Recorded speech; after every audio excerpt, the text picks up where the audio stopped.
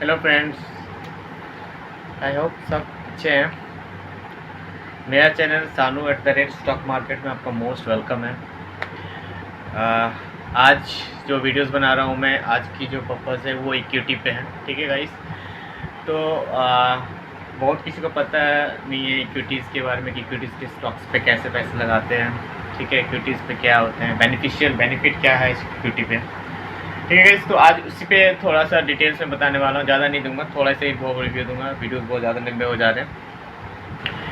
तो इक्विटी क्या है? इक्विटी जो इश्यूज़ करते हैं वो पब्लिक कंपनीज करते हैं। ठीक है, तो वो जो प्राइवेट कंपनी होते हैं वो इशूज़ करते हैं कुछ मार्केट में इशू करते हैं, जिसे पब्लिक इशू बोलते हैं। पब्लिक इशू शेयर भी बोलते हैं, बहुत कोई ऑर्डिनरी शेयर भी बोलते हैं, ओनरशिप सिक्योरिटी शेयर्स भी बोलते हैं। और उनके पास वोटिंग राइट्स भी होते हैं। उनके कोई भी जो भी जनरल मीटिंग्स होते हैं उनमें उनके वोटिंग राइट भी मिलते हैं। ठीक है, क्योंकि 10% से ज़्यादा होता है उनको ही वोटिंग राइट मिलता है।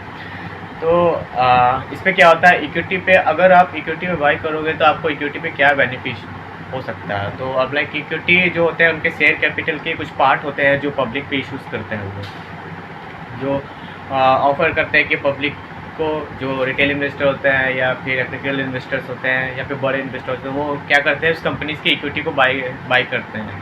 तो वो हर कंपनीज इक्विटी शेयर इशू नहीं कर सकता है पब्लिक में, क्योंकि वो वही कर सकता है जो लिस्टेड कंपनी है, जो एक्सचेंज में लिस्टेड है, यानी सी BSE भी एक्सचेंज है, और जो सेबी के गाइडलाइंस को फॉलो करे, उसके नॉर्म्स को, रूल्स को एक्सेप्ट करते हैं। वो उसके अकॉर्डिंग ही सेबी जब अप्रूवल देता है तब जाके वो लिस्टेड होता है वो। लेकिन जब भी कोई कंपनीज आते हैं तो हमारे पास वो सबसे पहले IPO लेके आता है, फिर IPO से मार्केट में देखता है कि उनके पब्लिक इंटरेस्ट कितने हैं। अगर उनके इंटरेस्ट और जितने उनके बाई करने का ऑफर है तो उससे ज़्यादा के टाइम्स के सब ओवर सब्सक्रिप्शन होते हैं, तो उनमें थोड़ा सा देखता है कि अगर उनकी डिमांड है, उनके पब्लिक उसको इंटरेस्ट दिखा रहा है ज़्यादा, तब वो क्या होता है, वो सेबी उसको एक्सेप्ट करके आगे प्रूफ दे देता है। देखते हैं कि उसका फंडामेंटल भी सही है, जो कंपनी फ्रॉड नहीं है, क्या ऐसा तो नहीं है कि कंपनी अभी ऑफ़र कर दिया बाद में वो बैंकक्रप्ट हो जाए, फिर बाद में लोगों का पैसा डूब जाए।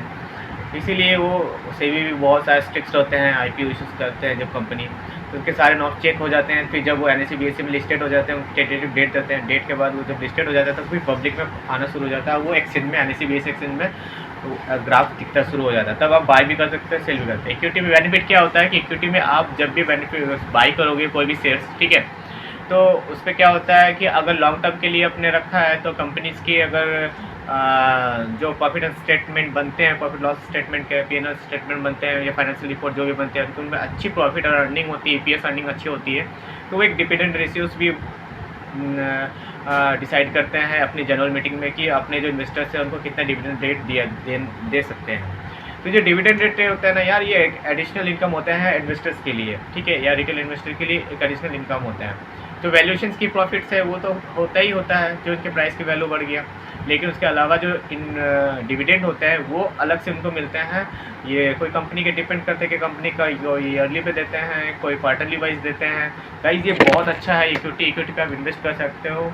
ये इस पर जो अच्छे कंपनीज़ हैं जैसे टाटा स्टील्स हो गए, रिलायंस हो गए, और टाटा स्टील सबसे अच्छे हैं क्योंकि वो बहुत ज़्यादा डिविडेंड देते हैं, प्लस अपनी वैल्यूएशंस को भी वो बढ़ाते रहते हैं।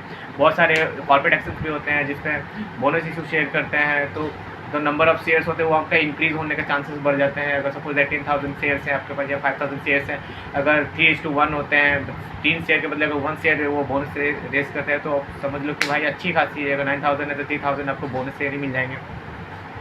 तो इस टाइप से 9,000 फिर प्लस 3,000 मतलब बोनस शेयर्स होते हैं। उसके बाद राइट शेयर्स भी मिल जाते हैं कभी कभी, उसके बाद वैल्यूशंस भी इंक्रीज होते हैं, डिविडेंड मिलते हैं। तो इक्विटी बहुत अच्छा ऑप्शन है गाइस, आप इक्विटी पे बाई कर सकते हैं, इक्विटी बहुत अच्छा है। ठीक है, अब जब आपकी अच्छी खासी इस पर स्ट्रेंथ बन जाती है इक्विटी के चार्ट्स पे, इक्विटी का फंडामेंटल है, तब आप उसके फ्यूचर्स एंड ऑप्शन ले सकते हो। तो सबके ये आपके एफएनडो में लिस्टेड नहीं होते हैं, कुछ ही सब शेयर होते हैं जिसके मार्केट अच्छे हैं, जिनके कैपिटल अच्छे हैं, वो उसके ही एफएनडो में आपका लिस्टेड मिलेंगे।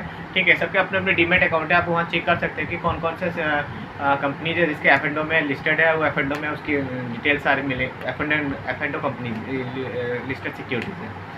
ठीक है गाइस, तो आप इक्विटी पे भी इन्वेस्ट करना बहुत अच्छा है। ठीक है, अभी के लिए मैं इतना ही, नेक्स्ट वीडियो में आपको और बताता रहूँगा। कल की डेट है गाइस, ध्यान से, क्योंकि नेगेटिव कर रखा है नैस्डैक ऑलरेडी, तो मुझे लगता है मंडे मार्केट डाउन हो सकता है। तो सो केयरफुली अगर इन्वेस्टिंग करने से पहले थोड़ा सा वेट कर लेना, फिर देखना, ठीक है। अभी के लिए इतना ही। थैंक यू गाइस, सब्सक्राइब कर देना please. All the best, thank you.